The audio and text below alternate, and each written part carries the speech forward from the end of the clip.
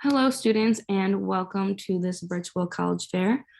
Just as a couple reminders, your camera and microphone are turned off, so the panelists cannot see or hear you. You can ask questions at any time using the Q&A button. There's also breakout sessions that will be happening after this fair, so feel free to attend any of those. And a recording of this session will be available at strivescan.com/ICO. So without further ado, I am going to turn it over to Naomi from ICO to give you guys a little intro. Great, welcome and thank you for attending our ICO virtual fair. I'm Naomi Ewing, President and Director of College Relations for ICO based in the Denver area. ICO started in 2013 as a way to educate school counselors, students, families, about opportunities for U.S. students to pursue their bachelor's degrees abroad. We are a nonprofit organization and run by a completely volunteer board. All of us are former or current school counselors. Every year in November during International Education Week, it's usually the second or third week in November, we host a college fair, an evening college fair, and a counselor event, either breakfast or luncheon, in a couple of cities in the US. Of course, this year, due to the pandemic, we are hosting it virtually. We hope next year to host in-person events back to Detroit, Chicago, Denver, I think is scheduled for next year. We'll see. We always put together a booklet with information about all of our institutional partners. The 2021 booklet will be in PDF form on our website. In fact, it is already currently linked there. I will put the link in the chat box before I part to go introduce another session. So look in the chat box later, it will be in there. Tonight, you'll hear from institutions in this session for 6 minutes each. As you probably know, there are other sessions going on simultaneously. Each of them also have 6 institutions. If you would like to connect individually with any of the universities involved tonight, including not only those in this session, but those in the other sessions, we do invite you to link to their individual chat rooms. I will put the link to the PDF document that has all the institutions. There are 76, I believe, participating tonight. Actually, no, between tonight and tomorrow night, not all tonight. But the links for tonight's universities will be in the chat as well. So please do visit individually any of the institutions that you would like to meet with. We will be sending out a survey in a couple of weeks, both to the participating organizations as well as the students, families, counselors attending. So we do hope that you will give us feedback to help us improve our future events. With that, I'm going to sign off and put the links in the chat box. But thank you again, everybody, for participating, and I hope you enjoy the presentations. Thank you very much. And for our institutions, we are going to begin with Deakin University. Thank you. I'll just get my screen share going here.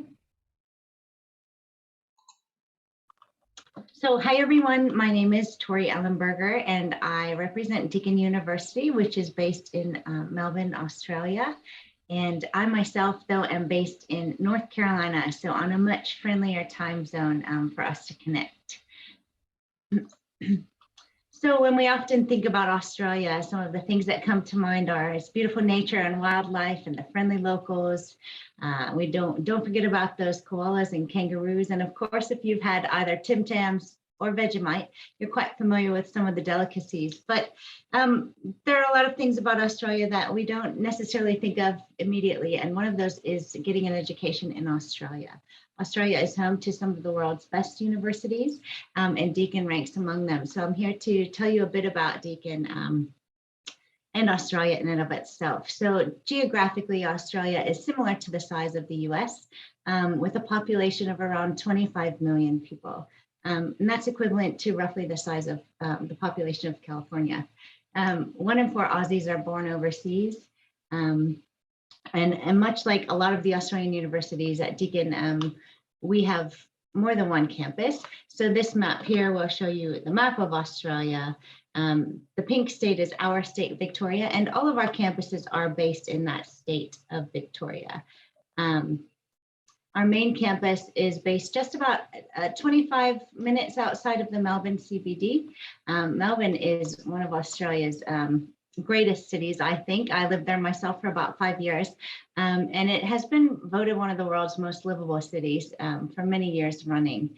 When it's not the first most livable city in the world, it's in the top 3. Melbourne is a safe city. It's quite diverse. It's known as sort of the food and coffee capital of Australia. And essentially it's won many awards for being one of the best student cities in Australia and in the world, in fact. So QS ranked it as one of the best student cities in 2022. Like I said, at Deakin, we have 4 campuses. Our main campus is just outside of Melbourne. Main campus is our Melbourne Burwood campus. Overall at Deakin, we have around 64,000 students, but that's broken up across those 4 campuses. So the Burwood campus is our largest campus and includes facilities such as our motion capture lab. We have food sensory labs, a fantastic exercise and sports science facility where students see live clients and really work on live simulations and situations. We have elite sporting facilities at all of our campuses as well. So further down the road, about an hour from the Melbourne CBD, is our Geelong campuses. We have 2 in Geelong. One is the Wampons campus, where engineering and medicine is based. And then we have our waterfront campus. And that really supports a lot of the occupational therapy labs, moot courts, and is quite a beautiful location as well. Then further down the coast a bit here is our Warrnambool campus. It's our smallest campus in terms of student numbers, but quite large and beautiful location as well. So a lot of our marine sciences and experiential sort of sonar equipment and aquaculture facilities are based out of this campus. We also have a cloud campus, and it's our fastest growing campus. So Deakin is a young university established in the 70s, and it was established as a correspondence university. So we're quite familiar with working across all mediums of education. Deakin is known as Australia's Digital Academy and has quite enhanced facilities to support the learning experience for students. Much like the country of Australia and Melbourne itself, Deakin has a very diverse student population. So you would see students from all around the world, North America included, and it is ranked as one of the top 1% of universities in the world. Some of the things that Deakin is known for outside of the beautiful locations are we've got the highest level of student satisfaction in our state for the last 9 years plus.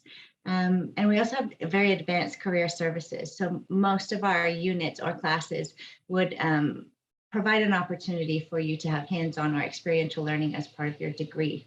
We've got additional technology and support systems that will help you navigate not only the university environment, but the campus life as well. We've got 4 faculties and offer comprehensive lists of study areas, but those highlighted in orange are really those that we're known best for. So exercise and sports science and sport management, we rank in the top in the world. We also have advanced marine science courses and facilities, and food and nutrition, as well as education and psychology. Entry requirements are based on SAT or ACT. We also accept IB diplomas. And we have 3 starting dates. So we have a starting date in March, July, and November. So that allows for some flexibility. Our admissions are rolling. You apply direct to the university, and we have scholarships available. We also have on-campus accommodation, but if you don't want to live on campus, we can help you find a place off campus as well. And we also have extensive student support services for our international students, including medical facilities and hundreds of clubs and societies to get involved in.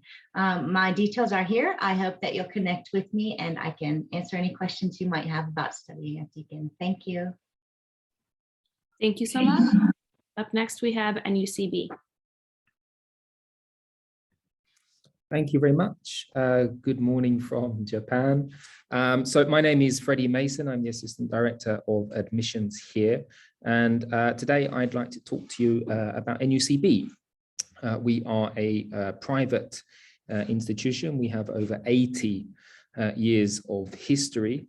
You can see here under the family organization from the high school, brand new boarding school opening next year. We have 3,000 students at the undergraduate level, and then we offer the MBA as well.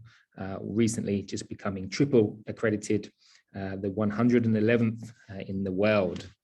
At the undergraduate level, we hold AACSB accreditation. That is an American accreditation for business schools. And it's important for students that are perhaps looking for study options overseas to know that we are externally assessed in absolutely everything that we do, from the recruitment of professors to the the curriculums that we offer, and then knowing for the world's top employers will recognize the quality of education you would have received.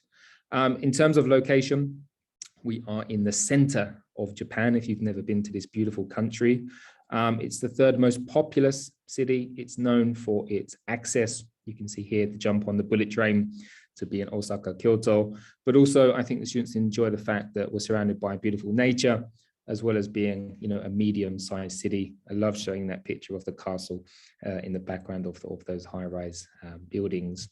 Location-wise, home to many of the world's top companies. I'm sure you've all heard of Toyota. That's just a few minutes drive from our main campus, which is here in Nishin. Beautiful green campus, 1.5 the times of Tokyo Disneyland. It's an all-in-one campus, and I think that adds a lot to student life to know that we have sports facilities, library, you can see restaurants, cafeteria, very modern in its design, and we also have a 7-Eleven, which is great. And just this week on Monday, we opened our brand new book cafe that you can see in the right-hand corner there. Plenty of clubs and circles on and off campus. Doesn't just have to be typical Japanese archery or karate, etc. American football is popular as well, and we have lots of culture clubs, K-pop dance clubs to really integrate into that student life. We offer one degree taught entirely in English. We're the only school in Japan that does that. The business administration, we call it the global BBA. Typically, we bring in 200 international students every year from around 35 different nationalities.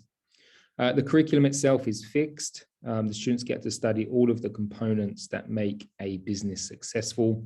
It is a 4-year degree. You can see here plenty of options for internships, exchange programs. We have pretty long breaks where the winter break is from January through to April.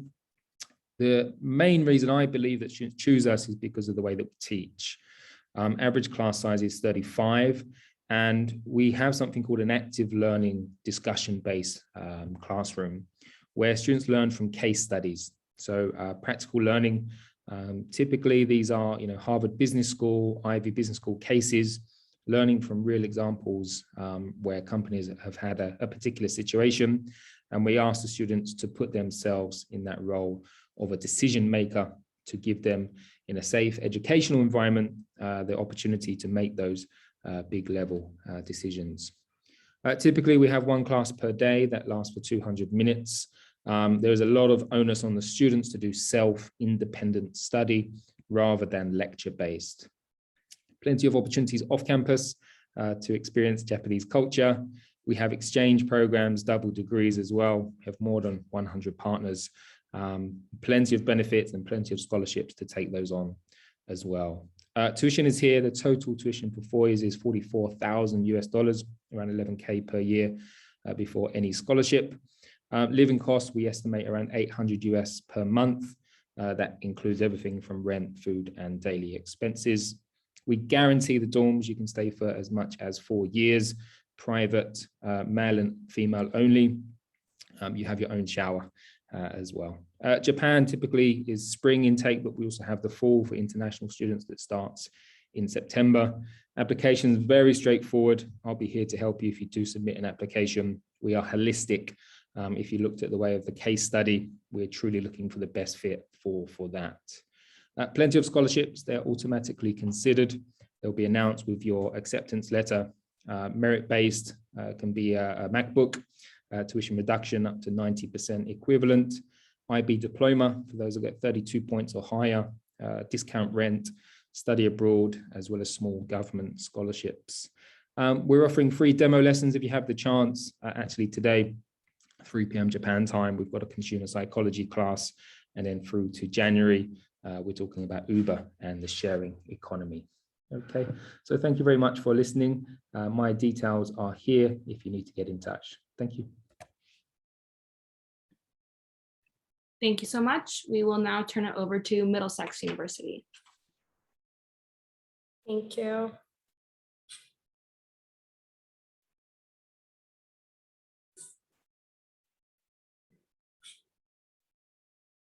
All right, so hopefully you can see my presentation. Hi, my name is Gabriella, and I'm the Americas and Caribbean Regional Officer at Middlesex University, London. I'm based in New York, and I help students and families navigate the application process. I was also a student at Middlesex University, and you'll see in my presentation what a big advocate I am of British education. So Middlesex is a British university, obviously, located in Northwest London, about 20 minutes into central London by tube. It's located in an area called Hendon, that's the name of the neighborhood. And honestly, it's quite residential and suburban. In my opinion, it's the best of both worlds because you are in an area where you're just doorsteps from London or from central London, when you can spend a good portion of your time, yet in an area where the accommodation, like rent and other things are a bit more affordable. And you can also get a big campus with sports facilities and green areas. So it's pretty awesome. So I constantly remind students that London has a place for everyone. There is a great wealth of cultural opportunities like museums with free entrance. There's West End Theatre, which is my favorite, libraries, parks, but London is also a very vibrant city with impressive nightlife, with world-renowned restaurants, architecture, and a perfect combination of present, past, and future. So let's just get to know the university a bit. We have 3 academic schools that teach over 300 industry-relevant programs. Those faculties are art and design, or art and creative industries. Then there's professional social sciences, and then the Faculty of Science and Technology. All our programs are taught practically with employment in mind. That's really what sets us apart from other British universities. And all of our programs are internationally recognized. They do not include general education modules, which is why higher education in the UK tends to be generally more specialized and major focused. For all of these reasons, more than 90% of our graduates are employed or pursuing higher education only 6 months after they complete their degree. So these are the typical entry requirements for year 1. If you haven't taken standardized tests, that's all right. Just we're assessing those on a case-by-case basis. But obviously, if you do art and design programs, that you'll need a portfolio, an audition, or an interview. And then it's very important for you who will be studying STEM programs. You'll require at least 2 AP exams in the area of your major. But if you fail to meet this criteria, you can be admitted for an integrated foundation year, which is basically a year 0 that prepares you to successfully start the year 1. And you should apply on ucas.com, which is the central application system in the UK. So we have scholarships. They're up to £5,000 towards the deduction of the first year of tuition fees, and generally speaking, tuition fees in the UK are lower than in US private and out-of-state options. And also then consider that you're paying for 3 years of higher education instead of 4, which is what we normally take in the US. Scholarships do require a separate application form after receiving an offer, but a great thing is also to add to affordability that we can administer USDE and private US loans. So education in the UK can be very affordable as well. Middlesex has great student support. So everything, even from the moment before you apply, while you're a student, and even after, We have great student support in all areas like academics, mental health, well-being, welfare, and a number of other areas. So we also have clubs and societies that you can join to make your student experience far greater. And our graduates also benefit from a strong alumni network and lifelong employability service. So even after graduating from Middlesex, I can go back, they can check my CV, and we can do mock interviews and stuff like that. So there's a lot of employability support in that sense. So here's some photos of our halls of residence. They're nothing like a dorm. Each bedroom has a private bathroom, a shared living room and kitchen, and they include all bills, a weekly cleaner for the common areas, and very good links to obviously the university, but also central London, of course. So please stay in touch with me. You can scan the QR code and fill out that contact form. You can email me and I'll be happy to help you going forward. And just as a last minute highlight, if you know what you want to study and you'd like to have practical teaching with an 18:1 teacher to student ratio, affordable fees, and if you want to live in one of the most vibrant cities in the world, you should definitely consider applying to Middlesex University, London. So I'll leave some of the contact details in the chat box, and I hope you'll stay in touch. Thank you. Great to hear from you. We will now turn it over to Northumbria University. Hello guys, thank you. Let's get up and running, here we go. So welcome to Northumbria University from both me, Ian Harris, International Recruitment Manager, and our Angel of the North, the most viewed statue in the UK, welcoming you to our home, the city of Newcastle upon Tyne, northeast of England. Always with a warm embrace, but maybe not always the blue skies. So it isn't a presentation to international students without a photo of an airport, and we do seem to love our airport. You will too, as students connecting from the big North American airports, come to our small one-terminal airport, making it very easy to locate our meet and greet service, which is available at the beginning of every new student year. The airport is a 20-minute metro or taxi journey from the city centre, which makes it very easy for students to return and jet off for weekend or holiday breaks to city across Europe, with many low-cost airlines flying from here. We do love our location, but we know that every university will reference their proximity to London. So from Newcastle, there are 20+ direct train services a day, taking approximately 3 hours to arrive in London King's Cross. For those who, like me, have fallen in love with Newcastle, there is a great city waiting to explore.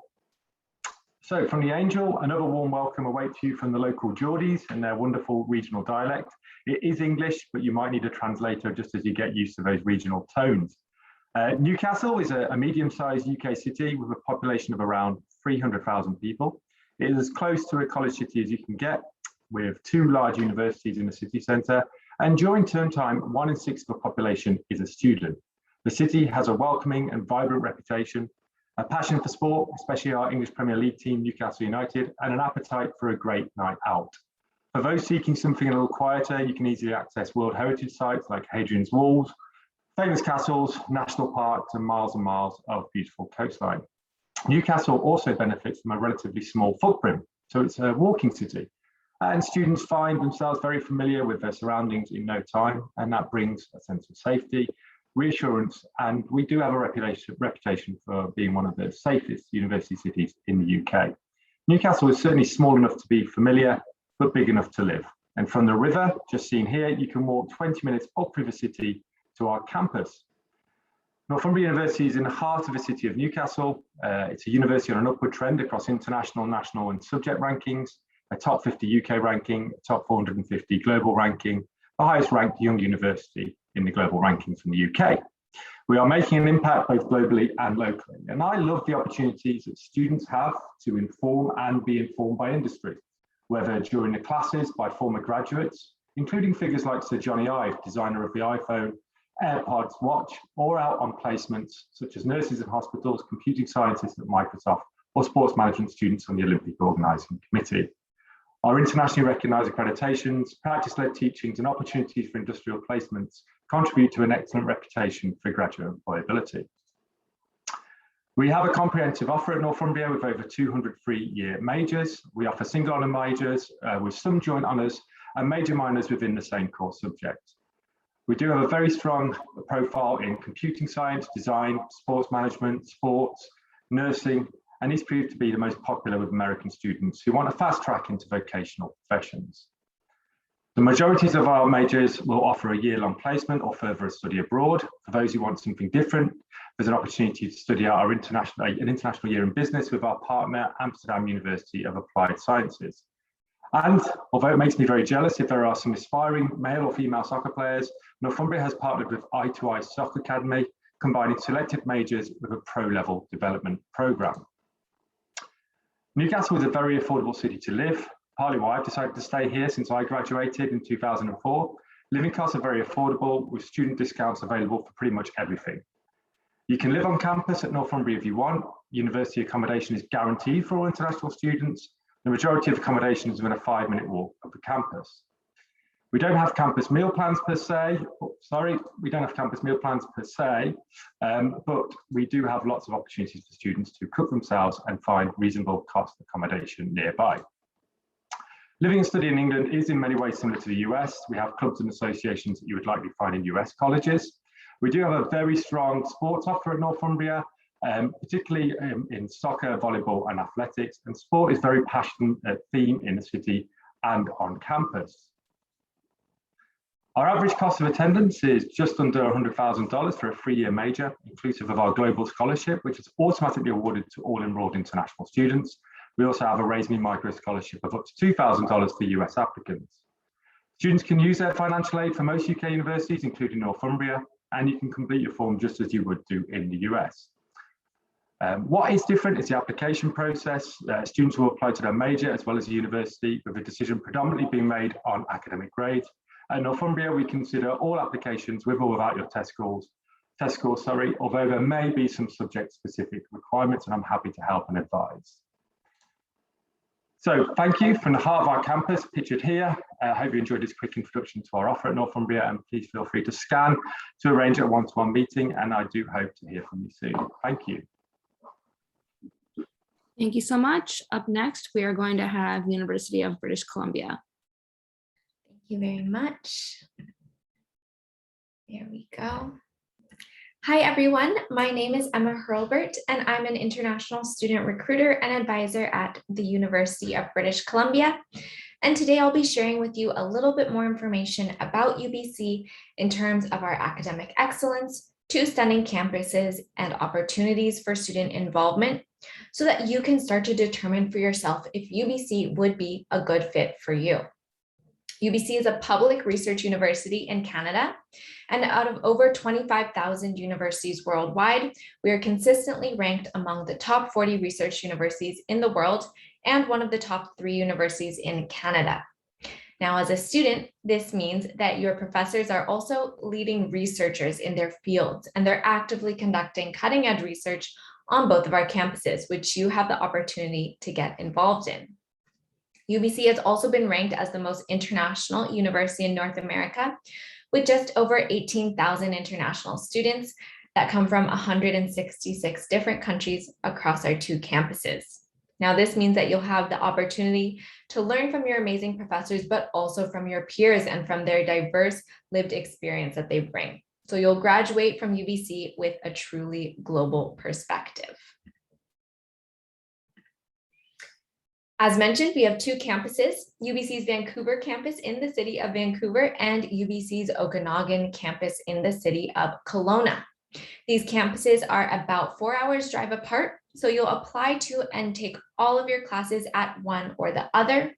But regardless of which campus you attend, you'll graduate with the same UBC degree that is recognized worldwide, and you're also guaranteed housing on campus during your first year at UBC.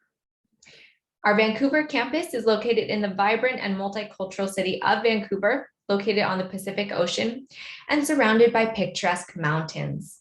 The campus is about 20 minutes from the city center, and we're located on the traditional, ancestral, and unceded territory of the Musqueam Nation and their people.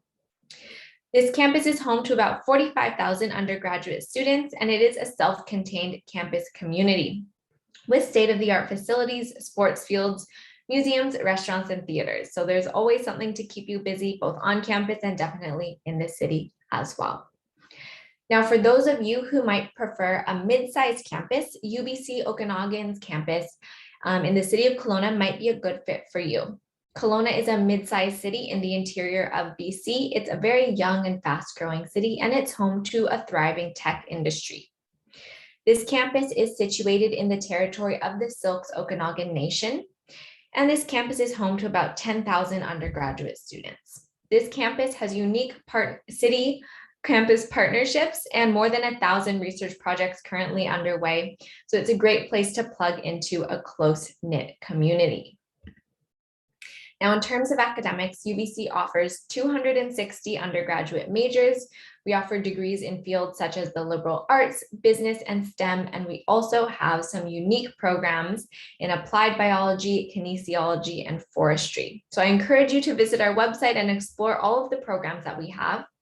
But when you apply to UBC, you're not applying completely undeclared, but you're also not applying to a major.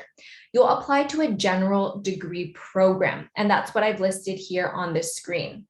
Then at the end of your first or second year, you'll specialize into your actual major. So at the time of application, you can choose a first and second choice of general degree program, the ones listed here. And you might choose the same program on both campuses or 2 different programs on the same campus, your choice. So if you think that UBC might be the right fit for you, you'll want to start your application, which you can find linked on our website at you.ubc.ca. First, you'll choose your degree programs and your campuses, and then check the admissions requirements to make sure you've taken any prerequisites. Then our deadline will be January 15th. And after that, you can upload all of your supporting documents by March 15th. Now let's talk a little bit about costs because it's really important to consider. So keep in mind here on the screen, you're seeing the estimated cost for international students. If you happen to be a Canadian citizen, your tuition will be domestic. So if you look at that top line there, tuition in Canadian and US dollars, you can see this is similar to what you might pay out of state or a fair bit less than what you would pay at a private college. However, this is a really large investment, and we have some scholarships that can help offset some of those costs for high achieving students. We have merit and need-based scholarships, and the merit-based scholarships you're automatically considered for when you apply before a deadline of January 15th. So you don't need to do anything additional. If you're interested in need-based scholarships, I encourage you to send me an email and I can get you started and give you some more information about those. Also, please feel free to connect with us at any time on social media. We have advisors answering questions on social media, and you can also email me individually to get in contact one-on-one, and I'll put my contact details in the chat as well. Thank you very much, and we hope to stay connected to all of you. Thanks, Emma. Last but not least, we have Education New Zealand.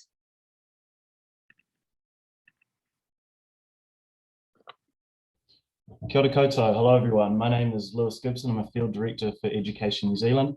I'm a little bit different from everyone else who's on the call today in that I work for a New Zealand government agency. So I'm going to give you a high-level overview of New Zealand and education in New Zealand, and I'm more than happy to put you all in touch individually with our universities. I'm calling in today from Washington, DC, as we are based out of the Embassy of New Zealand in the capital of the States. So I wanted to start with kind of a high-level overview of New Zealand, who we are, where we are, and what we're all about. So as you can see, we are a small South Pacific nation located a few hours southeast of Australia. It's about a 12-hour direct flight from California, 12 hours from China, and 12 hours from Chile. So depending on your perspective, we're either very far away from everything, or if you prefer my perspective, we are kind of the center of the world. We are an extremely multicultural place with large populations of Pacific people, particularly Polynesian people, Asian people, and European people. And our Indigenous people, the Māori, have a really strong heritage, which is alive and present in everyday New Zealand life and society. And the history of New Zealand is actually pretty interesting. We talk about New Zealand, it's a multicultural nation with bicultural roots, and those roots are the Indigenous Māori and the British colonizers, or Pākehā. I'm sure you're all familiar with the movie Moana, and in Moana, you're familiar with the character of Maui. If you remember, Maui is a pretty cheeky chap, and he has a number of claims to fame. One of his songs, he sings about fishing islands up out of the water, and that's actually the Māori mythology for how Aotearoa, or New Zealand, came to be. The North Island is a fish and the South Island is his boat. So Māori are Polynesian people. Way back in the day, there was a famous explorer named Kupe who discovered New Zealand, and this led to a mass migration of Māori people from across the Pacific to settle in New Zealand, where they thrived for hundreds and hundreds of years before the arrival of Europeans, who largely came in the form of whalers or sailors, or fishermen, or missionaries or people who were leaving America or the States. As more and more European people started arriving to settle in New Zealand, this led to, cut a long story short, the Treaty of Waitangi being signed, which is New Zealand's founding document, and it's a treaty which was signed between the British Crown and Māori chiefs from across New Zealand. So Te Tiriti o Waitangi, or the Treaty of Waitangi, established New Zealand as a colony under British rule, and it sought to secure British sovereignty over New Zealand while ensuring that Māori retained the key rights over their own affairs. However, there were some key translation differences between the British version and the Māori version. So that and the ongoing nature of colonisation has led to numerous issues related to land breaches and sovereignty over many years. So since then, in 1975, the Treaty of Waitangi Act was signed, which established a permanent commission of inquiry that makes recommendations brought by Māori on Crown actions which breach the promises made in the treaty. So since then, over 2 billion New Zealand dollars have been redistributed from the New Zealand government to Māori iwi or tribes. So New Zealand's a really interesting place to study this kind of decolonisation. After the Treaty of Waitangi was signed, there was a huge migration of people from Europe to New Zealand, which massively changed the demographics. And there was a gold rush in the late 19th century, which saw huge numbers of Chinese people migrate to New Zealand. And over the last century, there's been again more mass migrations of Pacific people to New Zealand. So Auckland, it's on the bottom left of your screen. It's the largest city in New Zealand. It's actually the largest Polynesian city in the world. And it's the world's 4th most diverse city. It's more diverse than London, than New York, and than Los Angeles. We have a really proud heritage of women in leadership in New Zealand, and we have a really proud heritage of being a progressive country. So way back in 1893, women won the right to vote, which was a world first. And we're known for our female leaders, such as Prime Minister Jacinda Ardern, who's known on the world stage. Today, New Zealand is known for its beautiful scenery, its friendly and its welcoming people, and beyond all of that, our fantastic education system. So we have 8 public universities in New Zealand, which all ranked in the top 3% of universities worldwide, according to the QS World Rankings. And we rank the #1 English-speaking country for preparing students for the future, according to the Economist Intelligence Unit. Our institutions are comprehensive, so you can study almost anything under the sun. Our education system, and these are a list of our universities, who, as I said, I'm more than happy to put you in touch with. They're all based on the British system of education. So our undergraduate degrees are 3 years in length, and you go right into your major of study, though professional degrees like law or medicine can be 4 years or longer. As New Zealand is in the Southern Hemisphere, semester timings are different too. So semester 1 runs from typically February through to June, and semester 2 typically from July through to November, while summer holidays run over Christmas and New Year's.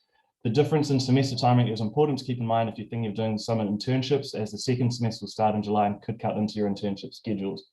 A full-time course load is usually 3 or 4 courses, or papers as we call them in New Zealand, a semester to maintain full-time study, and 4 of our 8 universities are FAFSA accredited, so you can take your financial aid with you.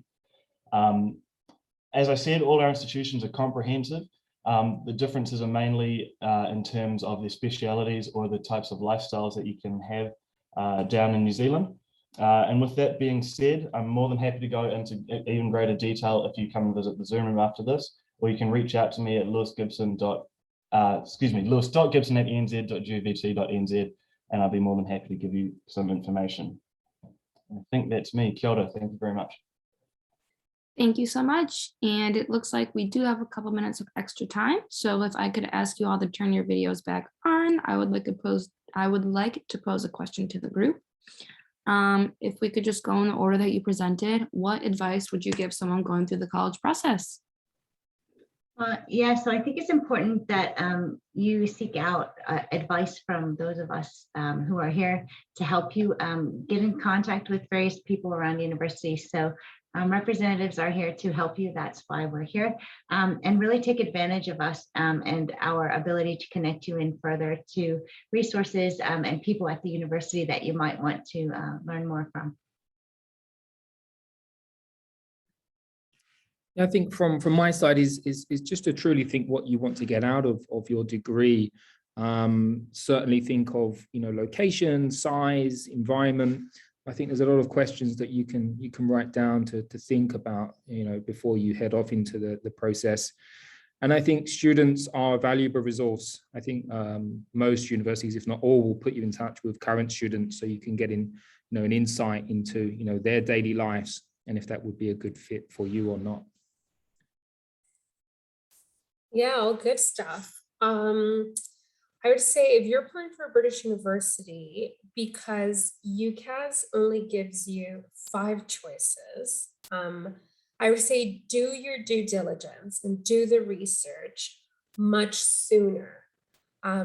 So think about the universities that you might get into, think about the universities that you want to go to, and narrow that. Maybe it's per city, maybe it's the environment.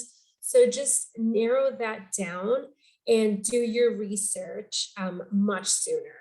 That'd be my advice. So contrary to what all we're trying to do here, I would say take your time. The doors to higher education are always open. I went to university 2 years after all of my friends did, and it was the best thing and the best decision I ever made, because I allowed myself some real vital time to mature as a person, to feel like I was absolutely ready to invest more time and money into education.